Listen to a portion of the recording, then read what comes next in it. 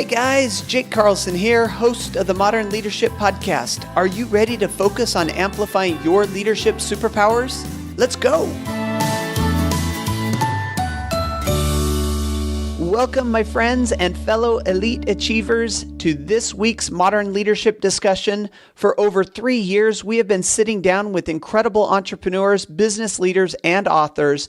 There are so many incredible people out there doing incredible things. Earlier this year, we started the Modern Leadership Book Club so that we could deep dive into some of their writings. This month's book club book is awesome. The book is Peak: Secrets from the New Science of Expertise, and if you haven't read it, it is time to catch up. Well, not right now, because today we are sitting down with one of the two authors, Dr. Anders Ericsson. The other author, Robert Poole, played a tremendous role in getting this book written, but we're glad to have Dr. Ericsson with us, who is a Conradi Eminent scholar and a professor of psychology at Florida State University. He received his Ph.D. in psychology from the University of Stockholm, Sweden, and completed a post-doctoral fellowship at Carnegie Mellon. He has worked with a Nobel Prize winner. He's written extensively on performance and increasing ability. Additionally, he is a fellow of the Center for Advanced Study in the Behavioral Sciences and a member of the Royal Swedish Academy of Engineering Sciences. Dr. Ericsson, you have a tremendous background and a terrific book. Thank you for joining us today. Well, I'm so excited to talk to you, Jake, and I really look forward here to getting into some interesting issues. One of the things I mentioned in the pre-interview is that there are so many books. I mean, there's millions of books out there. And, you know, when these books filter up through the Modern Leadership Book Club, and then we get one and we open it up and we can't put it down. I mean, we just have this win-win-win going all on. I am so excited to jump into it. But before we do, you're up at Florida State, Northwest Florida, Tallahassee, is that right? That's correct. And so we saw a little bit of devastation that was caused by Irma in other parts of the state. How about you? How are you doing up there? You know, by the time it reached Tallahassee, the winds were such that we didn't really have any major damage to our house or, as far as I know, any part of Tallahassee. We lost electricity for a couple of days, but that was about it. And we really feel for the people in southern Florida who really got devastated in a way, which is quite different from what happened to us. Yeah, and it's incredible what we've seen, and we're glad to hear that you're doing well and that things are going great for you. Let's jump into this book, Peak. I want to ask you, how did you get into this field? Because this has been your life's work. You've done this for a long time. Well, you know, I think like a lot of other people, I've really been interested in, you know, how I could do things better. And I guess pretty early on in my career, I thought that I would want to be a scientist. And then I guess I thought, which seems like kind of reasonable, that if I can understand how people are very successful, what's going through their heads, you know, maybe I would be able to actually learn something that I could use for myself. And in my dissertation, I really focused on various methods to kind of have people externalize their thinking by thinking out loud when they were solving problems. And from that point on, I guess I then got interested in, you know, how can we learn something about what happens when somebody changes their performance. So let's assume you start out at basically a really novice level, and in a couple of years, you're actually now performing at a very high level. What is it that changed? I mean, obviously, it's not your genes because the DNA remains the same. So what is it that has changed over this time period that allow you now to do things in a so much kind of better way than you used to be able to? Now, did you start out working with mainly athletes or mainly artists, or what group of talents were you specifically working on in the beginning? Well, you know, basically the first kind of research that really gets to the issue here of exceptional performance, I did when I was a postdoc at Carnegie Mellon, and I worked with Bill Chase, who was a famous professor in cognitive psychology. And we were interested in, you know, how much could you actually improve somebody's performance on a short-term memory task, which was believed to measure something that was kind of an innate capacity that you really couldn't change very much. And the task that was at that time the primary task was that you were reading random digits to people, and then you basically started out with 4 digits, and then you kept increasing the length until people wouldn't be able to reproduce the digits. And that was sort of their kind of short-term memory capacity, which for normal people, it was about 7 digits. And so we just found a college student who was willing here to be trained and paid for that. And over, I guess, a 2-year period, he was starting out at 7 digits, but at the end, he could do over 82-digit long sequences perfectly. Which is an incredible story that you tell in the book. And as I was reading it, what I was imagining is like this game Sorry that maybe you remember from the 80s, where you had these 4 colors and you had to memorize this pattern and then say, kind of tap it back. And what you were doing was a similar type of thing with these random digits, basically giving him, 4 to start and then 7 and moving up to the 82 that he got to at a 1-second interval. He would listen to him, and then when you finished giving to him, he would give them back to you. That's exactly the procedure that we used. And now, so he had a tremendous acceleration in his ability. I mean, 82 is amazing. But if you fast forward to today, what are some of the individuals today doing on this same test? I think the record is now around 500 random digits presented at 1 per second. Which is absolutely phenomenal. It's amazing. And that's something that I want to get into a little bit in a couple more questions that I want to ask you about, because there's a way that these guys are doing this, or this group. I don't want to specifically mention guys because you have male, female that are incredibly talented at memorizing these things. And throughout the book, you have so many examples of people who have memorized pi out to so many digits and so on and so forth. Let me ask you, what is the role of genes in this? Because as I started reading the book, when I first picked it up, I thought I was going to learn about athletes and about how to become a tremendous free throw shooter. But the book goes in so many different directions. What role does genes play in this? Well, that is one issue that keeps coming up. And I guess I think my assessment is that, we know that some of the kind of IQ test performances and other kind of basic abilities, there is evidence that identical twins perform more similar to those tests than fraternal twins. And the fraternal twins don't have the same DNA. But what is interesting is that when you're looking at exceptional achievement, which, basically being able to memorize digits is not something that people just wake up one day knowing that they're able to do. So basically, this is an acquired skill. And when you look at acquired skills, what we find is that in the beginning, these kinds of general abilities, or whatever it is that's measured here by these general ability tests, is actually predictive of how well you do in the beginning. But as you actually get better and better, now you acquire new structures that are actually responsible and mediate your superior performance. So at higher levels, we don't see any correlation between performance and IQ tests and how well somebody is doing as a chess player or as a musician or any of these domains where we can measure performance objectively. So it seems that with training, you're actually now building something that actually allows you to perform increasingly at higher levels. And that is the acquired structures that makes a difference. So only by understanding now the difference of what is actually going on in the head of somebody performing at a high level versus what they did when they started training, will we be able to understand here what are the mechanisms that really allow people to perform at incredibly high levels. And one of the things you talk about in the book is that there are certain genetic abilities or traits that do have an impact. If you're going to play basketball in the National Basketball League, then, having the genetics that make you taller is an advantage that, that's not what we're talking about here. What we're talking about is taking this internal abilities that you have and magnifying or enhancing them. And one of the quotes that I pulled out from the book that I want you to talk to is this: once you reach automation, you've stopped improving. additional years of practice don't lead to improvement. And so what do you mean by reaching this automation and then stopping improvement?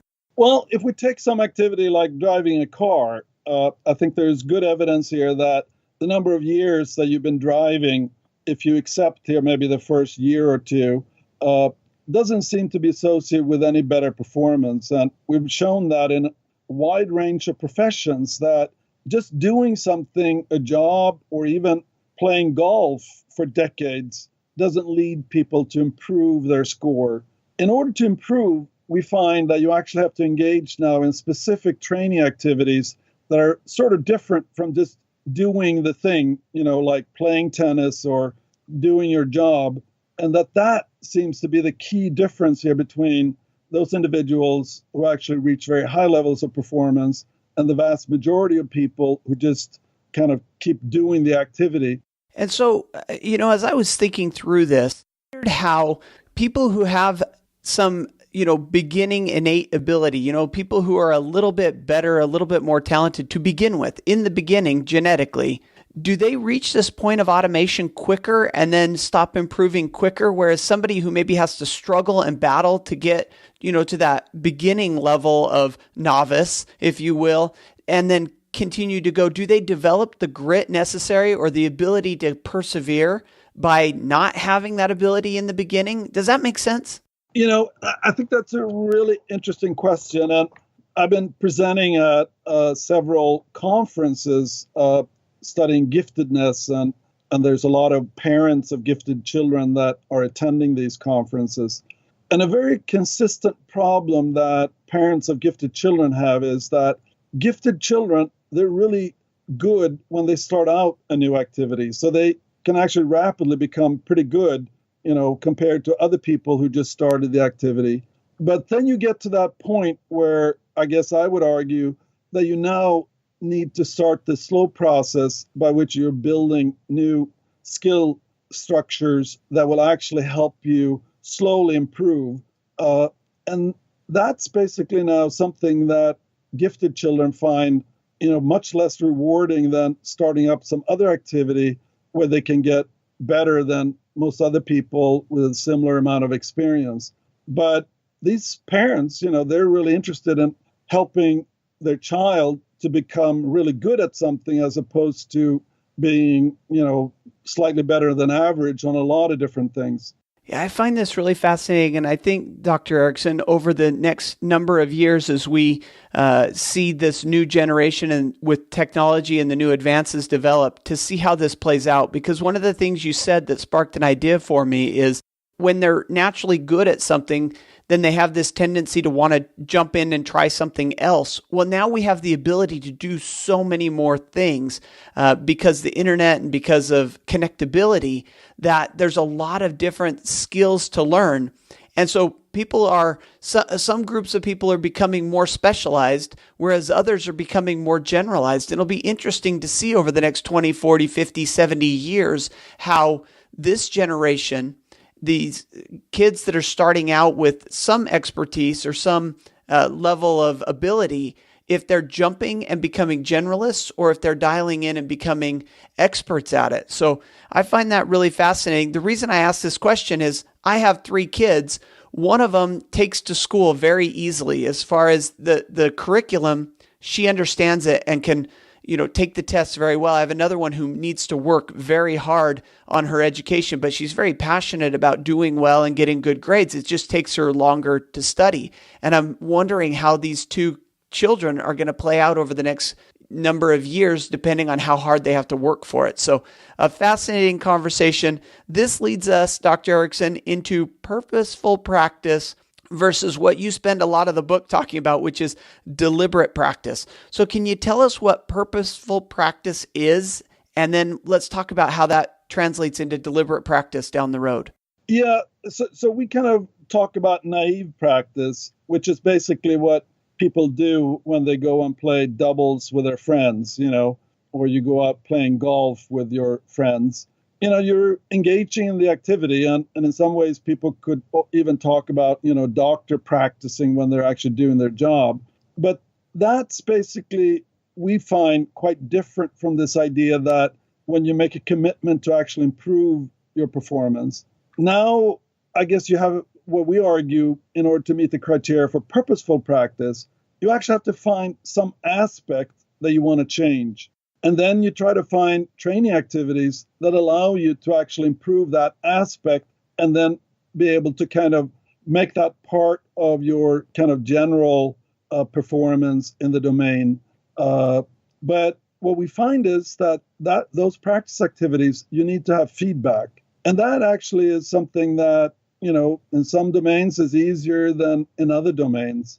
But when you're actually working, it's very hard to know what the absolute correct decision would have been in a given situation. And when it comes to doctors, they see patients and they try to diagnose them. And what they find is that, they wouldn't get the right answer all of the time, but it may take months before somebody else realizes what the actual correct diagnosis would have been for a patient. So actually, it's very hard to get better if you don't know when you make mistakes. And that's the reason why we basically refer to purposeful practice, where you, for example, would be looking at x-rays of patients where we actually know the gold standard or the correct diagnosis. And then you could get immediate feedback once you take a look at the x-ray, as opposed to having to wait 3 months or maybe never know when you incorrectly diagnosed the patient. And so that's where you see this separation transforming into from purposeful practice, which is a combination of baby steps put together, to this deliberate practice, which adds this component of feedback. And so if I want to make sure that I'm following you correctly. So Dr. Ericsson, I'm going to take 30 years of your life's work and 338 pages of your book, and I'm going to try to settle it down to these 3 sentences. You have naive practice, which is just doing the activity. You have purposeful practice, which is focusing on an area of improvement and trying to work on it. And then you go to the next level, which is deliberate practice, which adds feedback and coaching to make and setting goals and expectations to reach that level expertise. Did I summarize everything that you've worked on your whole life for you? You did a really good job. I think we would tend to argue that when we talk about purposeful practice, we would like to have a training activity with feedback as part of that. So the really big difference is when you actually have a coach or teacher who actually has knowledge about the science that would allow them to examine what you're able to do right now, and then identify something that you could change within the next couple of weeks, and then recommend the kind of training you would be doing to do that.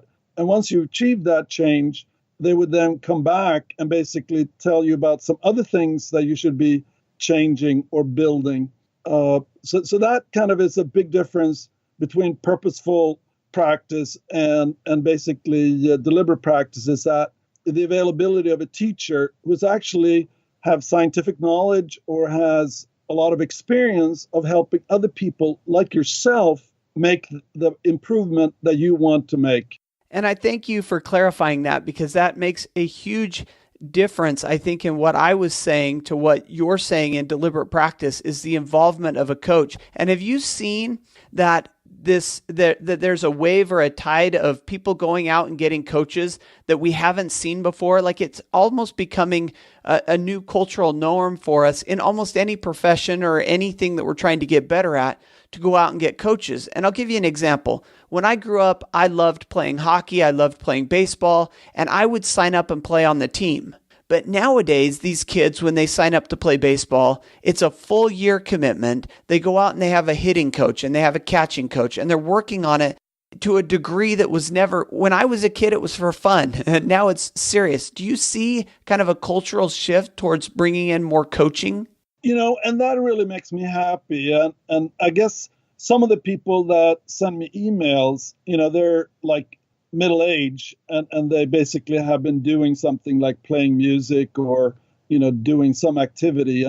And they basically, when they read our book, they were inspired to actually seek out a teacher.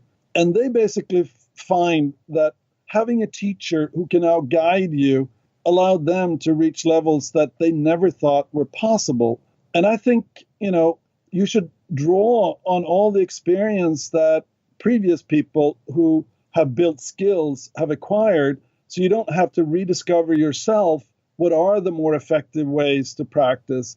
And what we find is that the coach may also be very helpful of pacing, especially adults who are pretty impatient. So they would try to reach a higher level performance faster than is reasonable.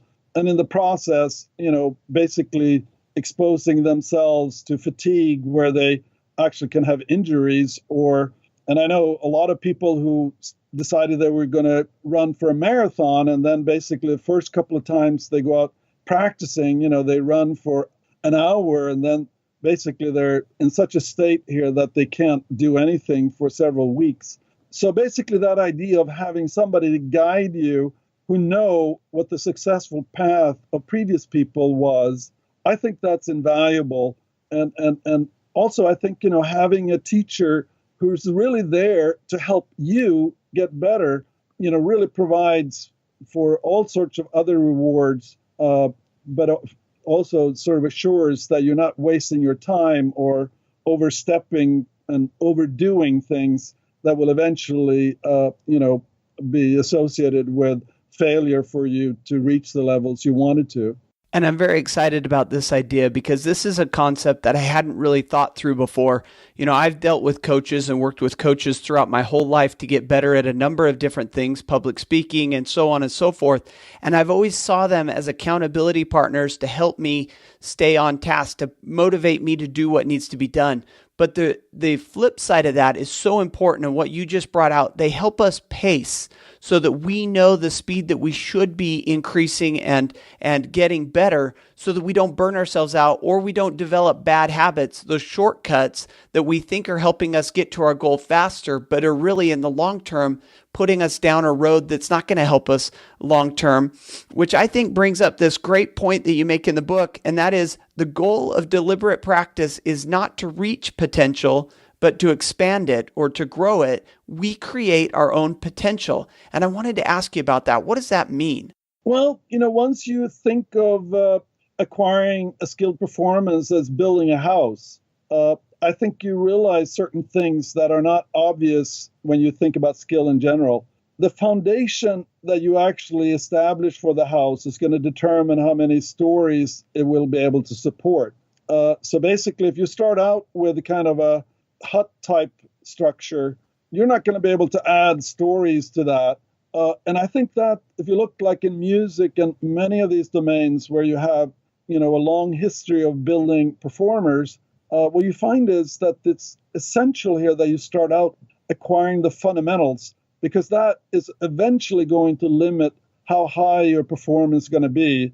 And we know of many examples here of musicians and dancers who actually acquired incorrect fundamentals and then maybe had to take a year or so off before they would be able to kind of keep progressing and acquiring now the highest levels of performance. And the example that you use in the book that really jumps out to me is push-ups and pull-ups and so on. I go out there and I do a handful of pull-ups and I think that I've reached my potential. I think I've reached what I could do.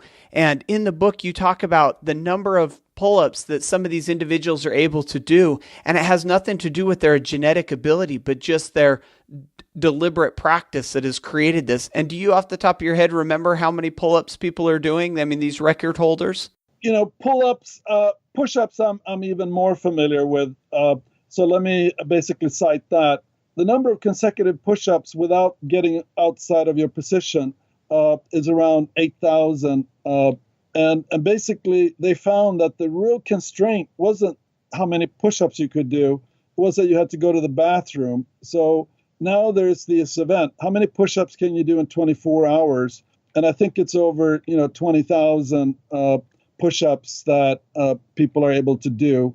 And I think that kind of illustrates this idea that, if you think about walking, and taking 10,000 steps, that seems like a pretty reasonable thing to do.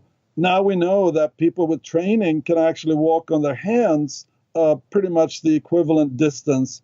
But that sort of gives you a sense here that the genes that are supporting your legs may be activated now when you're actually engaging in similar types of training and loading of your arms. And it gives you a sense here of what is kind of possible. Now, obviously, you need to have the scientific proof here that other people have done it, and understanding then a little bit about how they went about achieving these levels. And what's interesting is that it takes a long time, and that basically these performances are attained very gradually by, increments over months or years. And I think that is a perspective that a lot of people, when they talk about skill, if they can't do it within a week, they often draw the inference here that they just aren't innately able to do something, when in fact, the vast majority of people, require much longer time and a sort of a gradual path where you kind of add complexity as opposed to making a singular jump here into being able to juggle 5 or 7 balls at the same time. We are putting the constraints and the limits on our potential. It is not our genetics that are doing it. And that is absolutely fascinating. You got to pick up the book to read about these studies that have been done, Dr. Ericsson and Robert Poole, about putting this together. It's just amazing. Now, Dr. Ericsson, I have read everything that Malcolm Gladwell has ever published as far as books go.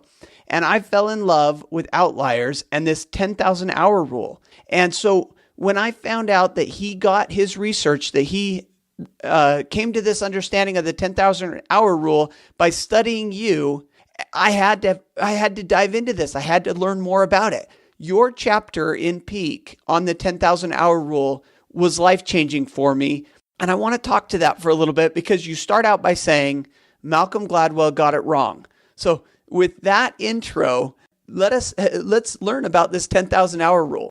Well, I've met a lot of people who love the 10,000 hour rule, and they've told me here that, they've been, doing their job here for 8,000 hours, and they're looking forward here to becoming an expert here in the next couple of years. And I think basically that gets to this idea here of the difference between naive and purposeful and deliberate practice. So what they have been engaging in for the vast majority of that time is sort of naive practice. They're just doing more of the same.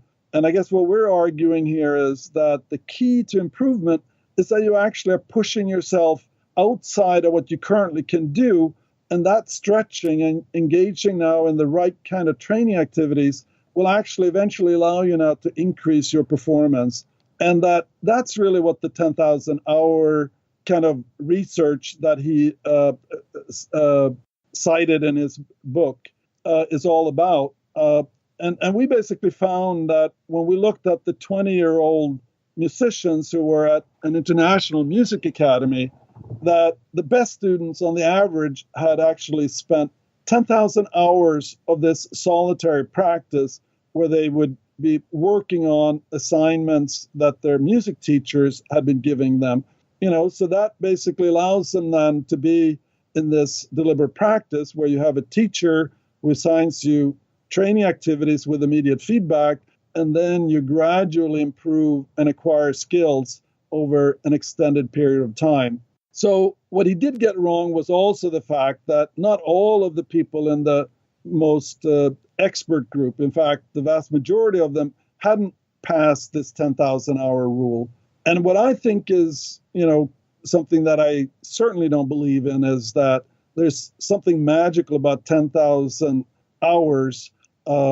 I think basically, no cell would keep track of how many hours they've been engaged in doing things. So it's not very reasonable that there's magic. Now, what I do think that Gladwell was right about, it was sort of helping people see here that exceptional achievement is not created instantaneously.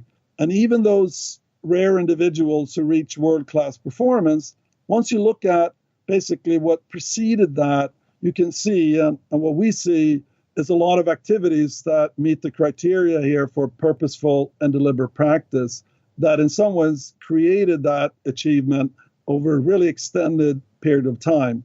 And one of the things that you say in the book is doing the same thing over and over again in exactly the same way is not a recipe for improvement. It is a recipe for stagnation and gradual decline. However, purposeful, deliberate practice over those 10,000 hours, or it could take more. It could take 20,000. It may take 8,000, but it's all about the intentionality behind the practice and not just the constantly doing over and over again.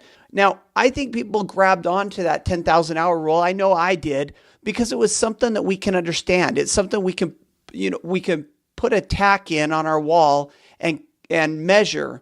And I think that's where people really got excited about this. So how can we stay excited about deliberate practice without having this, measurable result as far as time bound goes? Does that make sense? Yeah, what I would recommend, and especially if you're working with a teacher, actually the teacher can set out goals. And I think some of the biographies of famous mile record breakers, their father was actually identifying a time in the future that they thought would be necessary for their son here to basically run in order to break the world record. So not just the current world record, but basically what would be an extrapolation here of the future increases or improvements in the record that you would need to do. And then basically engage the training here. And I guess in sports like running, you have a pretty good measure here of how fast you're covering the distance. And by basically tracking that and basically seeing how you can engage and practice beyond running, that actually will improve now your running times. And I guess in the book, and I think this is kind of a good example that gives people a sense here of, what they need to do to change. So one of the most effective ways to actually improve your running speed is to engage in interval training. So even though you're maybe running a 10K, what you do is that you run as fast as you can for maybe 10 seconds, and then you take a break, and then you run as fast as you can for 10 seconds. So basically you have that interval where you're really pushing yourself to the limits, and then you recover, push yourself to the limits. That type of activity seems to now activate genes that when you're now resting and sleeping will actually reprogram the physiology of basically your whole body, including the muscles, arteries, the heart, and all sorts of things that actually, when the body gets pushed, it sort of leaves now biochemical products that stimulate and now activate genes that will lead to growth of capillaries and increases in the size of arteries and stuff like that. So basically that seems to be a very general principle that if you don't push your body, you're not really going to get that change. And the way you push it is by being focused and really sort of pushing at 100% instead of possibly, going at 60% and being able to do it for 3 times as long. That is far less effective than actually being able to do that maximal pushing, which stimulates now the genes that in turn over time will actually change the tissue structure that allows you to run. And I talk about being intentional. You talk about being deliberate. And I think as we close out this conversation today, that is the key that we want to take home, is that it's the intentional part of it. It's the deliberate part of it that helps to create this expertise within us. Now, Dr. Ericsson, before we let you go, before we started recording, you and I were having a conversation about this learning from leaders section, where we talk about books that we're reading and movies that we're watching. And the conversation we had was so fascinating that I just want to touch on it briefly. And that is, you talk so much about being deliberate in your practice and in your expertise that it even comes out when I ask you questions like, what books are you reading and what movies are you watching? And so can you catch us up on that little conversation you and I had prior to recording about being deliberate in your reading and television watching? Well, when I have time that is not, kind of committed here to various projects, what I love to do is actually either go to the Google or basically exploring some idea that I have to see what's written about it. And a lot of the reading that I do is because I see books that basically talk about something that I didn't know. Now, this doesn't mean now that I'm going to read the book from the beginning to the end, because I have a purpose here when I'm actually reading this book, because there's this description of some finding or something that I didn't know about. So I think that's kind of the way that I try to integrate all the new stuff I'm learning is actually relating it to what I'm interested in. And I think what I found early on was, if you're going to put in as much time and energy as I'm doing, you really want to find something that you're personally interested in. And I think that's the reason why I picked this topic here of expert performance, because I find it fascinating when I meet people who are exceptionally good at various activities. I've yet to find somebody that I don't admire, because it seems to me that in order to reach that level, you need to be aware and you need to sort of have thought through what you're doing. And many individuals who are actually at the edge of what is humanly possible in that domain, they have to figure this out for themselves. Only later, when they write about it, can other people draw on their experience. And I find it just fascinating here to having those conversations and reading articles and books with a purpose here of extracting that kind of information that I don't think has already been compiled and made available for people who would like to learn what other people have already discovered. I love it. And that's why I wanted to have you bring that up, because when we talked in the pre-interview, that's what I found fascinating, is that you've carried this level of deliberate and purposeful to all aspects of your life, and that you are intentional about all that you're doing. Dr. Ericsson, can't thank you enough for coming on the Modern Leadership Book Club, the podcast about the book, Peak Secrets from the New Science of Expertise, written by yourself and Robert Poole. An excellent book, highly recommended. And before we let you go, any last bit of advice or words of wisdom? And should we send them over to Amazon to pick up the book? Well, I think for people to read the book and maybe think about some aspect, because, you can't improve everything at once, and then try it out. Because given the kind of responses that I've seen here from people sending me emails, I think that may actually be a way here, hopefully, to make a larger group of people, really have that sense of achievement and confidence, and hopefully they will enjoy it.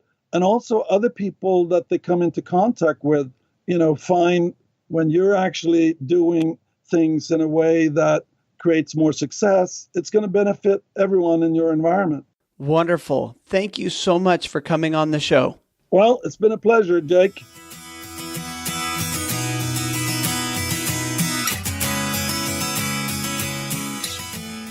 My friends, what did you think of that? I told Dr. Ericsson as we were hanging up, one of my favorite books, one of my favorite interviews.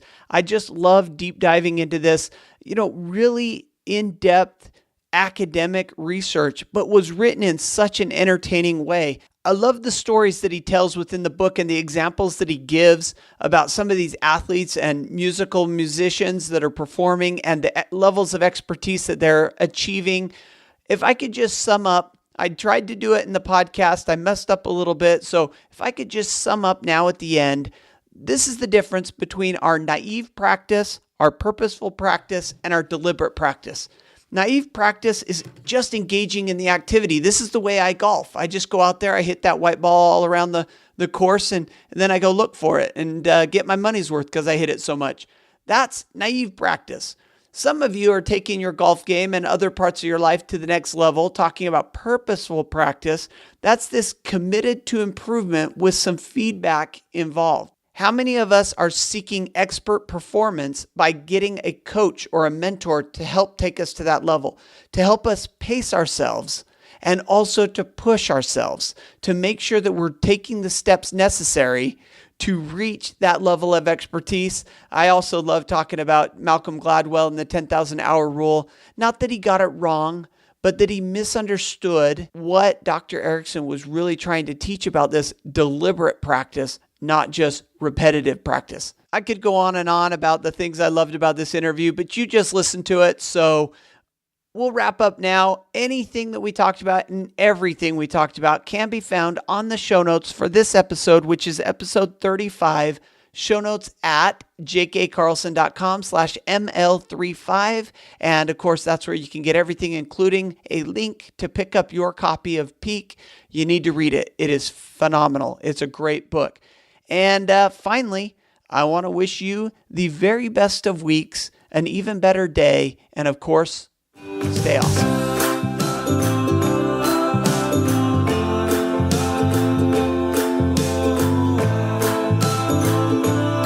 Thanks for listening to the Modern Leadership Podcast. You can find me on Facebook at Speaker Jake, on Twitter at Jake A. Carlson, and of course the website, jakeacarlson.com. See you there.